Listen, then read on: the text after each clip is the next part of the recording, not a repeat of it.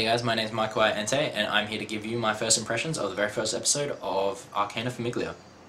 The very first thing I noticed about this show was some yaoi overtones in the very first minute. I'm not entirely sure why they were there, but they were.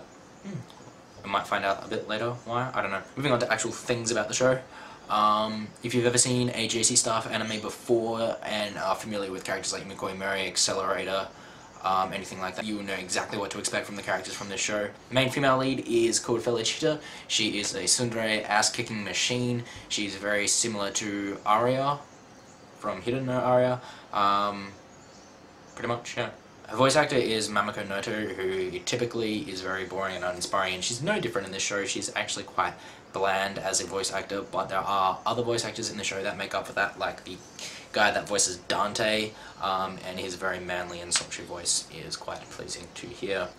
In typical JC Staff, all the characters have absolutely ridiculous names, and in this case they actually sound like a late 19th century Italian Justice League, with names like Dante, Liberta, and Felicita, and Nova. But it makes sense though, because conveniently the show was set in some fictional island off the coast of Italy in the late 19th century, where there's lots of cobblestone, fancy lampshades. Everyone loves lasagna.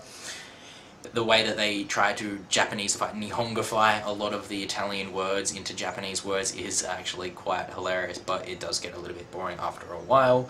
It is much worse than a lot of the English you normally hear.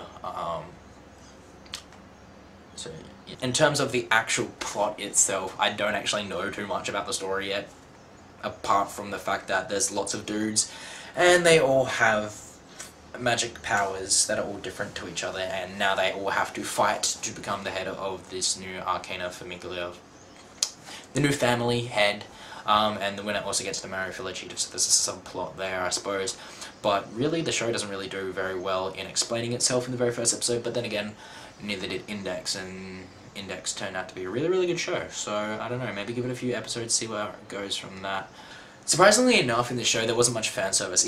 Even in the scene where Felicita is doing her whole ass-kicking thing and she's in a really short skirt, you'd expect like lots and panty shots, but they just didn't come. And I'm actually kind of happy about that, because I'm not a big fan of out-of-place fan service. And I don't think there's really much else to say about the first episode of Arcana Famiglia. It wasn't great, but it wasn't horrible. I mean, I'm gonna definitely watch the series, see where it goes. Maybe it's worth checking out for you, I don't know.